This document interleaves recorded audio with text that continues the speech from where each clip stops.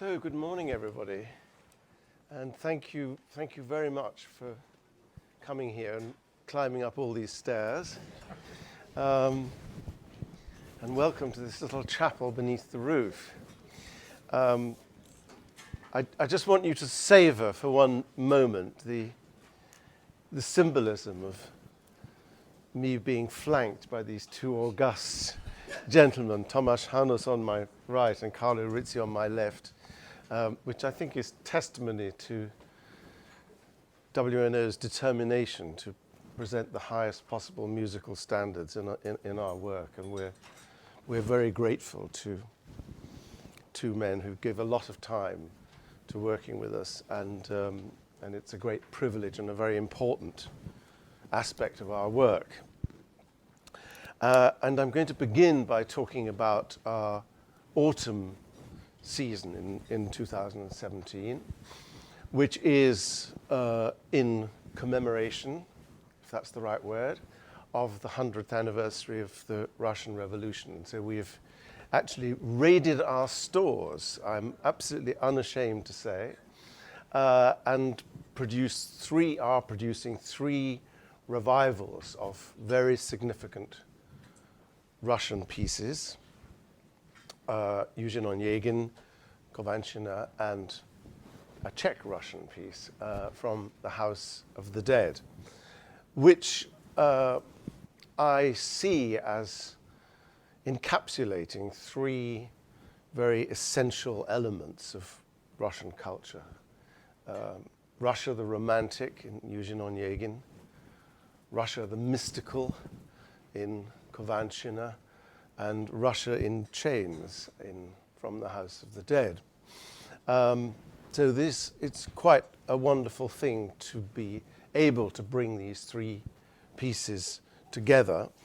And that's why I'm absolutely unashamed about none of them being new productions, because this is a big effort by the company and by our chorus to learn those pieces. And I think it's also makes total sense. Why keep wonderful productions in our stores if we don't use them? And so this is a very good opportunity, and also, of course, a fantastic way of completing Tomasz's launch with the company. So if you stand in Brno, which is his hometown, if you look in one direction, you very quickly come to Vienna. And so it's no surprise that in this summer he's conducting Rosenkavalier and Fledermaus. So his Viennese aspect will be fully explored in the course of this summer. But of course, as a Slav nation, and one thinks particularly of Janacek and his tremendous devotion to Slav culture, it's a wonderful opportunity for him to engage with two of the three Russian pieces in our autumn season. Kovanchina, which I think is the most brilliant political debate ever encapsulated in a work of art. So it's just fascinating to see how those elements of Russia's fate really are still so present. The discussion, which way does Russia face, east or west? Is it a sacred or profane country, culture? What role does Western liberalization have to play in the piece? All of those things are discussed. And of course, the piece ends with a horrifying revelation of religious fundamentalism, a bunch of people burning themselves to death. So you couldn't in a way have a more topical piece and a more relevant piece, and one in which the power of music is so wonderfully displayed. And of course, from the House of the Dead, equally searing depiction of the lower depths of a country's life. And as a matter of fact, I think I always used to think that Janacek must have been influenced by Mussorgsky. But it was John Tyrrell's book which revealed to me the astonishing fact that I think he didn't know any Mussorgsky. He didn't see, there's a wonderful list in your book, as I remember, of things that Janacek had seen at what date. And he didn't see Boris until very late in his life, by which time his style had been clearly honed. So actually he's not influenced by Mussorgsky at all. And nonetheless, those two artists run tremendously in parallel. And of course, this is a special occasion because John has once more delved into the extremely chaotic material that Janacek left behind because he died before he could go through his usual revisionary processes, and has produced the critical edition of From the House of the Dead, and accorded us the incredible privilege of presenting the premiere of it. John, I don't know whether you want to say a word or two about your edition. Yeah, as David said, Janacek died before the thing went into production, and so died also the very experienced conductor, František Neumann, who would have presented it.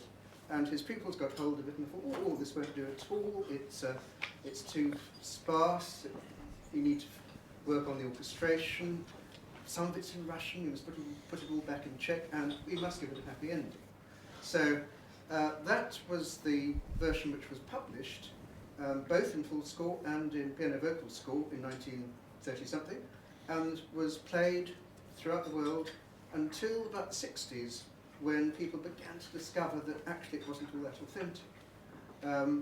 And since then we've been tinkering with it. I've worked a lot with Charles McKerris on it, and I've eventually got to the stage where we can publish, and that will be next year, what I hope is the most authentic version. And that version cleans up quite a lot of stuff. In particular, there will be some of the climaxes which were very much over-orchestrated, and which Charles just couldn't bring himself not to play. Those are going out. So it's going to be as an authentic version as we can make it, and I'm really looking forward to hearing Tymor do it, and that's it. Thank you. So just to be clear, this is the very ancient WNO production, which I can hardly believe still exists. By me, yes. By the very ancient director. But I know it does exist because Tomasz and I did it in Savonlinna in the festival in Finland just a year ago. So we know that it's there. And Tomasz, would you like to say something about these two works that you're going to conduct in the Russian season? I think for the stage it is, by the way, good morning, ladies and gentlemen. Very pleased to meet you all. It is a revival, but musically, if it's never a revival, especially if it's after many years. This is so for me it is a new production, a real opening, and I think it's what it should be.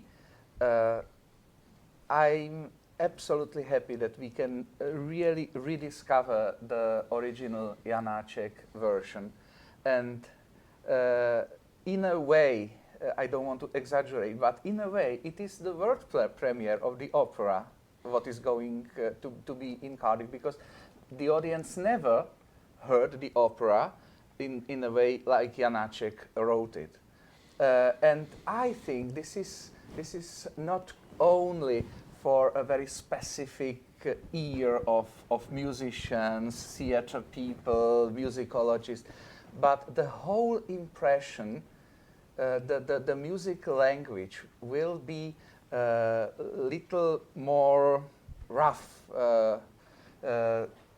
What all of the musicians would do if they see Janacek's score, they would just do it a little bit more normal, let's say.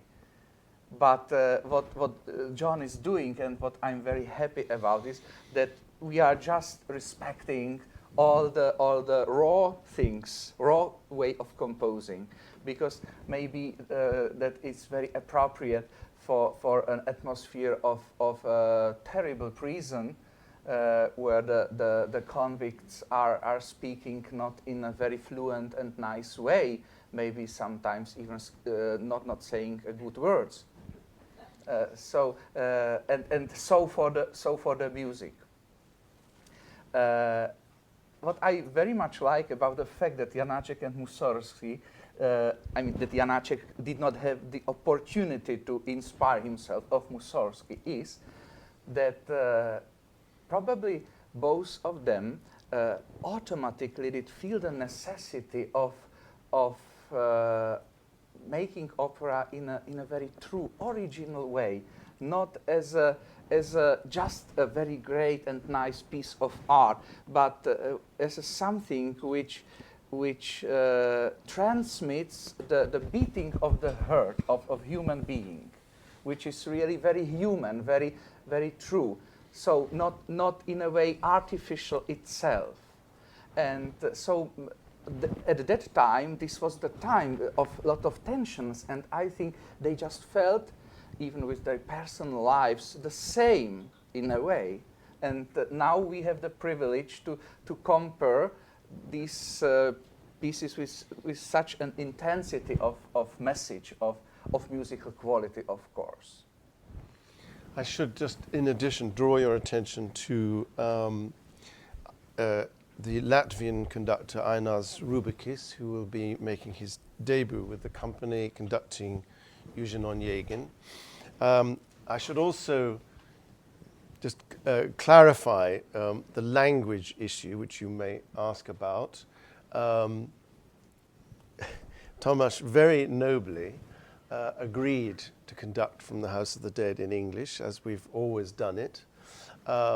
We are doing Eugen Onegin and Kovanchina in Russian, and it's simply a question of time and learning ability, given the way we work, where we have to present these three works in a very short space of time. In our Cardiff season, it's just not practical to learn three works in Russian. So I'm very honored that you've agreed to do that.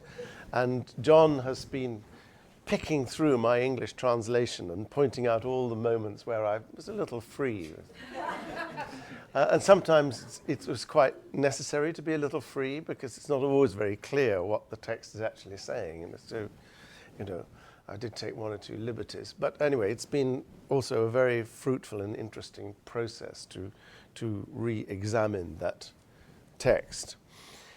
So that is our very exciting autumn season. And in case you think it's all a bit too doom and gloom, we do have a revival of Fledermaus for those. Not a very Russian piece. Well, I suppose it does have Prince Orlovsky in it. It does have its own oligarch, resident oligarch. So I suppose that's something quite Russian. Also in the autumn, not on the main stage, we are presenting a world premiere of a really fascinating small-scale work called The World's Wife, which is based on a text by Carol Ann Duffy and composed by Tom Green, and it's basically a piece for a singer, a string quartet, and a mobile phone.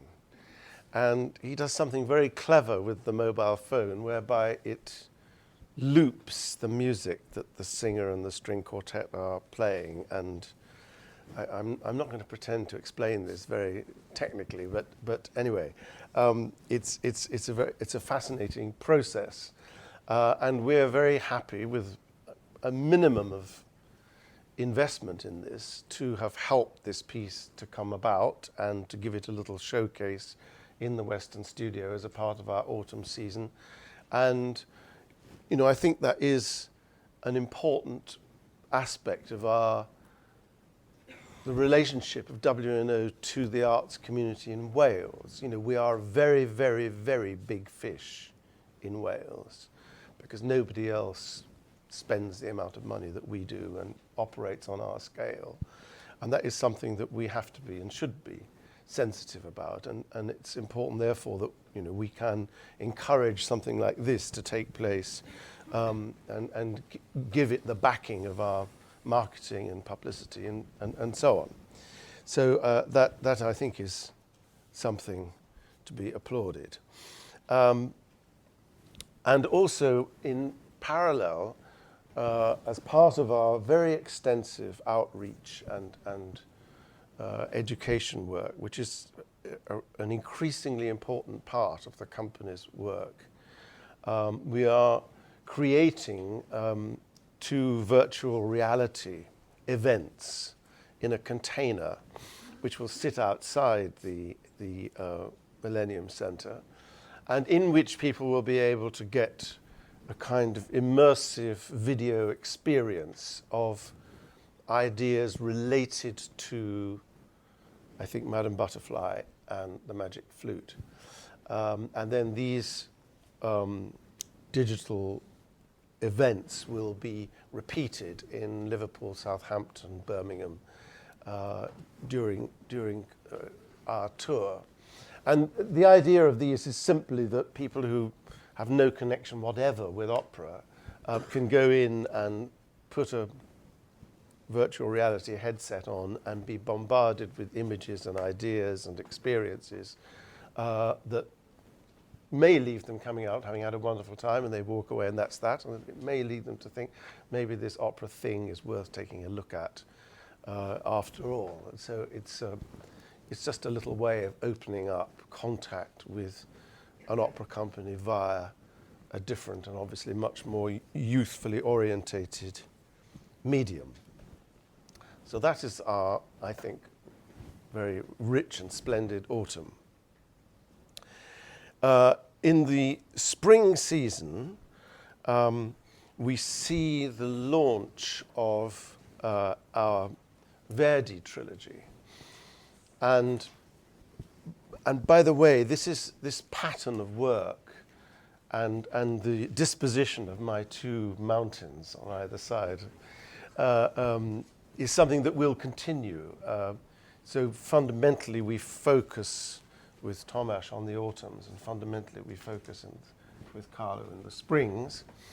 It's not to say either is autumnal or necessarily spring-like. So they are both very spring-like. And the idea of this Verdi trilogy was that actually it was part of my thinking when I extended my contract, that I'm very proud of the fact that we've been called Britain's boldest opera company, but I also think it's necessary to look back at the tradition of the company and to what extent that should be renewed and regenerated. And Verdi, of course, sits absolutely at the heart of the company's tradition, the chorus and all of that. And I particularly wanted to look at the 3 late middle Verdi pieces. So after the very popular pieces, Rigoletto, Traviata, Trovatore, which we basically, well, we have 2 of those 3 anyway in our cupboard. So to look at the pieces where he begins to develop towards his final absolutely mature writing. They're all difficult pieces. They're ambitious pieces. They're demanding pieces. And I had this idea of, if you have a Goethe Bühne or a Shakespeare stage, you could have a Verdi machine, which is a kind of stage on which you could create stagings of Verdi operas, which to my mind, and particularly those pieces, have a sort of epic abstraction about them. To me, they're not about realistic sets. They're about a kind of epic melodrama. And so this Verdi machine would be something that we could develop to express that, but clad in very different ways. And I have to say, working with Raimund Bauer, the designer who did something similar actually. This team did something similar when we did William Tell and Musée in Egitto, where actually it used the same piece of basic stage kit, but I think most people couldn't tell that it was the same piece of stage kit because they ended up looking very different. So it's Ryman Bauer doing the sets and Marie-Jeanne Lecker doing the costumes, Fabrice Cabour doing the lighting.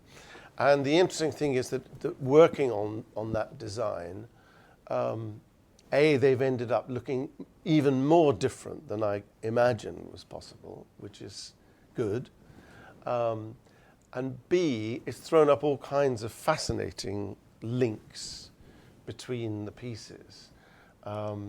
And that's something that I hope you will enjoy and I will be able to explore in the stagings of them. And this will be a co-production with the theatre in Bonn, which is fantastic. And there are also other discussions about other theatres around Europe which are very interested in this idea. And we are very grateful to the Italian ambassador, whose name I'm going to try and get right now, Pasquale Terracciano, for being the patron of this program. And we have someone from the Corriere della Sera here today as well, and a representative from the embassy. So we're very glad that they were able to be here. Thank you. And thank you for your support. Of course, this trilogy will be conducted by Carlo, which is great news because his leadership is absolutely fantastic in this, particularly in this repertoire. And we're very, very proud to be associated so closely with Carlo and to work with him on these very important pieces. That's Good your morning. cue, This is Carlo. my cue. Thank you. Yeah, for me is also is a cycle that closes because doing these three operas at Welsh National Opera means that I will have done, excluding all the various rifacimenti and reworking, I will have done all the latest operas of Verdi. Verdi is one of these composers that was not born a genius. If you look at the first operas and this last opera, is like there are 2 centuries in the middle because so different is the musical language, the dramatic language, and exploring these 3 operas as David was saying, I think that they are, the stepping stone of then what will be Don Carlos Aida, Hotel of Falstaff, Hotel of Falstaff later on. And of course, there's not Simone Boccanegra in this chronological series, but we actually have done Simone Boccanegra with production of David many years ago at WNO. So for me, is a circle that closes after many years of collaboration with the company. And of course, is a joy, honestly a joy to do it with this company because they know me, I know them, I know what they can do, and will be really wonderful to use the splendid forces, the chorus and the orchestra of the company for such incredible pieces. For me also will be, very strangely, there will be one opera that I never conducted in my 35 years of career, that will be La Forza del Destino. I've never done it, apart from the overture a few times, obviously. That's another story. Anyway, I've done Vespri Siciliani, but in Italian. We will do it in French. And so I'm really looking forward to what will be my 102nd, this is how you say it, 102 operas. So that will be my 102nd title in operas. But for me, the main part of this is to work together to this with somebody that I know that some forces that I don't have to start from the ABC of how to do Verdi. We already have a common language. And the fact that David will be at the the production side of all the 3, and the fact that Gwyneth Jones will be singing all the 3 main tenor roles is definitely something that I'm really looking forward to. Yeah, Gwyn has actually been booked for all 3 Cyhoeddiad pieces. So that's a major. First, catch your tenor. I think is a pretty good rule if you're going to do this kind of pieces. And alongside him, there will be Mary Elizabeth Williams as Leonora, and Luis Canzino, who sang Macbeth recently with us, and Miklos Sebastian, who's done a lot of parts now with us, and is a wonderful artist, and Justina Grigaite as Preziousilla. And Carlo's associate conductor on Forza del Destino will be Karim Hazan, and we're really delighted to welcome him as an associate conductor. We've come to Karim through working with the Donatella Flick conducting competition. Karim was one of the 3 finalists of this extremely distinguished competition. And we're very excited to have been able, thanks to Carlo, who was on the judging panel of that competition, we're very excited that we've managed to persuade Karim to spend time with us over the next 2 or 3 seasons. And that will be an important and fruitful relationship. And I think we're beginning to have a pretty good track record for training and developing young talent. At the moment, I should mention that Polly Graham, who did a very successful production at Independent Opera earlier on this year of, what was it again? Simplicissimus, is currently directing what I think could be a really, really exciting version of Le Vin Herbé. I hope you're all going to be able to come to that. It's an extraordinary piece, very powerful. She and Max Hearn, young directors who've worked their way up with us, and now this conductor. It's definitely a role that we're aware that we should play and are keen to play, to identify and nurture young talent and to bring them on. And that's, that we have a tiny ladder in our very tiny operatic ecology in this country with only 5 opera companies. So it's very important that people find a rung on that ladder to make their way up. It's not like Germany where there's 300 companies. So we're very aware of that role and the necessity that we should play it well. So moving on to the summer. So here we're going off on a rather different direction. And I think that's good, it's exciting, it's interesting. We've, of course, done, as we're doing this summer, major pieces in our summer season. And I'm not saying that we're not ever going to do that again. But we are aware that there are very large parts of our nation, in that case I mean the Welsh nation, that we don't cover very well, and actually, of course, large parts of England that we don't cover very well either. And when we do these big productions in the summer, they tend only to do a very small number of performances. We're only doing 4 performances of Rosenkavalier, which is a lot of effort for 4 performances. I'm sorry, Thomas. I forgive you. So we decided to take a different approach to this summer, and so we've commissioned a new piece, which will be a small-scale touring piece, which we can take into many different places in England and Wales. And this is a piece based on an extraordinary woman who I'd never heard of, but I know a lot about now. Lady Rhondda, I should say, sorry. And she was the daughter of a coal owner, hence her title, and an ardent suffragette who blew up a Newport post box and went to jail for it. So we've got a real Welsh terrorist as our subject. And she was an extraordinary life. She had a very liberal father who introduced her into the business and all the many businesses that he ran, so that by the 1920s, she was on the board of several international companies, which was pretty unheard of for a woman in that era.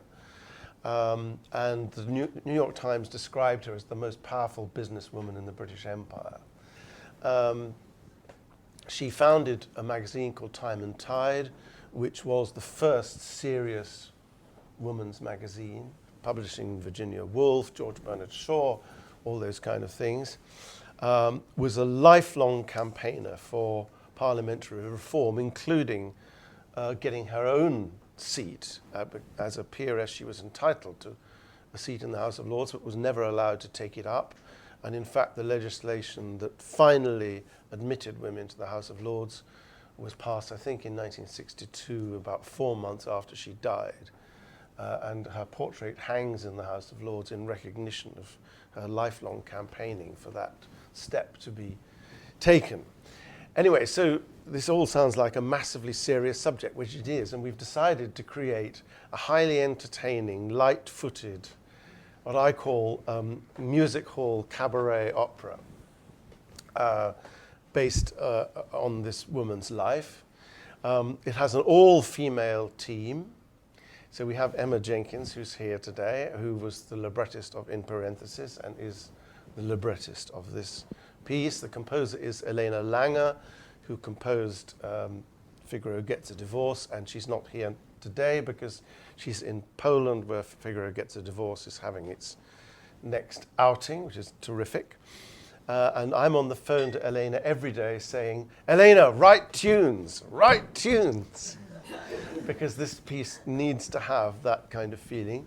And the construction of the piece is basically that it will have a lot of original songs in it from the period, also texts of songs from the period. And there are basically 2 female lead characters. There is the MC of the music hall, which is Leslie Garrett in drag, as a man. And a singing actress who will play Lady Rhonda. And all the other parts will be done by the ladies' chorus, including Churchill, Asquith, and all those other chappies are all going to be played by our valiant ladies' chorus. And this has a female director, Caroline Clegg, female designer, female choreographer, and I'm the token male. So this is a very exciting project, and we're very keen to create something that is fleet of foot and can be performed in many different spaces and will have an essentially popular appeal, recognizing the fact that, of course, 2018 is the 100th anniversary of the first partial female suffrage bill. Ladies whose husbands match the property qualifications and who were over 30 were allowed to vote. And of course, 10 years later, so it's the 90th anniversary of the full women's suffrage bill that came in 1928. So Emma, I don't know whether you want to say a quick word about this, or Leslie. We're very pleased to have you both here. Yeah, just to say, really, it's a comedy. It's really Lena and I are channeling a bit of Gilbert and Sullivan, operetta, cabaret, music hall, vaudeville. It's a merry romp through the world of suffrage. It is not heavy or serious or intending to be worthy. We've also drawn quite strongly on the male impersonators, like Vesta Tilly, of that period. So this gives us a vehicle really for the ladies' chorus to play all these different roles, very much in a sort of vaudeville style of pop-ups happening, perhaps Asquith popping his head through the door and saying some of the dreadful misogynistic things that he did say. But yes, it's just an exploration of this extraordinary life. And really, when we read her autobiography, we realised actually how humorous provincial suffrage can be. There's a huge amount of humour to be gained from it. And so yeah, that's basically what we're attempting to do. It should be a hoot. The work will premiere in Newport, where the postbox was blown up, as indeed it should. We're very grateful to the Nicholas John Trust, and they had actually a bequest from a long-standing supporter, Joan Moody, and so that bequest has formed the basis of their support for this, and I think she was the kind of woman who would really have appreciated being linked to a venture of this sort. So that's the basis of our summer. It won't be our only summer activity. The men, you may be wondering what's going to happen to the poor men who are left behind. They're going to do also a concert tour around Wales. Of course, there's a great tradition of that, and that's something that they've often done before. The orchestra, of course, will do concerts, and that's something I'm just coming on to in a second. The orchestra for the Ronda Rips It Up, which is the title of this piece, will be an 8-piece band. So it's a band that's on the stage and accompanying the drama on stage. So concerts are a very important part of our work. Tomasz has inspired us to increase our main concert series at the St. David's Hall from 3 to 4. And I wish it could be more, but that's what we can afford. And Tomasz, I know you're very insistent on how important it is for the orchestra to have this means of expression. So in the Russian season, they are going to be playing the Leningrad Symphony. And actually that reminds me to say something which I didn't say earlier, but which you will read, which is very important about this Russian season, actually. Since we planned our Russian season, the whole of Cardiff has gone mad about the Russian Revolution. And there is going to be a Cardiff-wide festival of events under the banner R17. I think more than 70 different events involving ballet, concerts, exhibitions, film, everything you can think of, poetry. So there will be a huge celebration of that historic event across genres and across organisations in Cardiff, and that's a terrific sign, I think, and it's been a great process of collaboration between all the different companies. But let's go back to the concerts, because that's where we were. We're going to do an extra concert. Tomasz, you're going to do the Leningrad Symphony in the autumn. I don't know whether you want to say a word about how you perceive the concerts in terms of our orchestra and... I think that because of playing in the concert is really different for an orchestra than playing in the pit, which does not say that in the pit there would not be a lot of solistic moments for the orchestra, a lot of presence of the orchestra, but I think the two things are fulfilling themselves. They are so important. So it's fantastic for the sound quality of a great opera orchestra to play great concerts, and it's also very good if we can program them connected to our operatic seasons, which means Leningrad Symphony as a part of a Russian season is fantastic. It's really, again, a piece about suffering, about oppression. Then we have Kovanshina, House of the Dead. So we have things that are connected, that are not only bringing us to speak from the podium about this, but also the audience could be invited by them again back to the opera house to see the performances of these great pieces. So I think making the concert is like the full body is breathing normally, not just a part of it. Thank you. That's a very wonderful MRI image.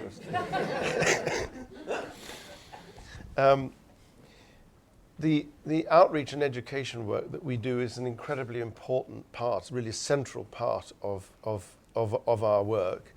And we are actually investing more money in that side of our work. The youth opera has been a hugely successful recent part of that work. I mentioned Polly Graham earlier. She directed the really brilliant production of Kommilitonen with our youth opera in Barry, sorry, and we are extending youth opera into North Wales. We are also forming a WNO Community Chorus North and giving them opportunities to perform, and continuing our work with family concerts with children in schools, reaching a very large number of school children, not only in Wales, but across our touring footprint, particularly in Liverpool, Southampton and Birmingham. We're putting a big focus on those 3 cities for our outreach work, because we can't scatter it over all the venues that we go to. But in those 3 places, we are concentrating and delivering a very significant amount of outreach work and education work. And finally, we have a very exciting new announcement. I see Hilary Boulding is here from the Royal Welsh College of Music and Drama, and we have had a very considerable relationship with the college, which is only right and proper and makes sense. That's what we should be doing. We have our pianists and coaches spend a lot of time coaching their young musicians. Their young musicians play side by side with our orchestral musicians in concerts in the Mahler Second Symphony that Tomasz conducted. There were, I think, something like 19 students from the Royal Welsh College actually playing in that concert. And Playing very well. And playing very well. Our workshop works with their brilliant design. They have a brilliant theatre design program which produces extraordinarily high standard of work. So we've already very connected with them, and we support them and admire what they do and what Hilary has done with the organisation. And they are creating an opera course, a full opera course, and we are, I'm very glad to say, very much part of that, participating in it, helping it, and you know, I think our association makes it a much more credible course than it would otherwise be without an opera company attached to it. Hilary, I don't know if you would want to say a word or two. The company for many years has played a role in the development of the Royal Welsh College, which is Wales's National Conservatoire. And it's, in a sense, there's a huge amount of work already going on, which is slightly under the radar. We do train opera singers, we've got a very good opera programme, but we decided to actually foreground it and pull it out from all the different parts of both these organisations in which those connections happen. And we're formally launching what we're calling the Opera School, and within the Opera School we'll bring together those theatre designers, stage managers and lighting directors, young opera directors. We're opening up a new training programme for young directors, chorus work conductors, repetiteurs, and actually just listening to David talk through the season of the company today, I've been just clocking, oh, that's the string quartet that graduated from the Royal Welsh College 3 years ago. Justina Gringoat, she left us 3 years ago too and is now in the company. Many of the music staff are our core trainers in the conservatoire. And all this has been happening, but we thought it was something that actually we need to foreground and celebrate and talk about. I know in this very competitive world for young singers that the fact that they might be mentored by a company or just even sit in rehearsals and understand the rhythm of how the industry works is absolutely vital to them being able to enter the profession and behave in a professional way. we're hugely grateful to the company. But actually, I think what we've heard from David just now is that layering throughout the nation and all these different levels of connection with learners from youngsters in schools coming to the company's outreach project, that we think by formalising this partnership we can actually demonstrate there is a continuum, there's a pathway that could take a youngster right the way through from first access right into the profession, whether as a lighting director, a sound director, a singer, an instrumentalist, or indeed an arts manager. So we're thrilled about it, we think it's worth celebrating, and we shall look forward to working even more with the company in the next few years. One of the things, thank you, Hilary, one of the things that I didn't tell you about Lady Rhonda, another remarkable fact about her, is that she actually survived the sinking of the Lusitania. And that, I think, is a very good image for us. Because you may well think that, you know, being an opera company is a pretty demanding and a pretty daunting task. Surviving as an opera company is quite a daunting task. But we are not daunted. And actually, one of our slogans, or one of my slogans perhaps, is survival with brilliance. And that's what I've tried to lay out for you all this morning. Survival with brilliance. Thank you very much.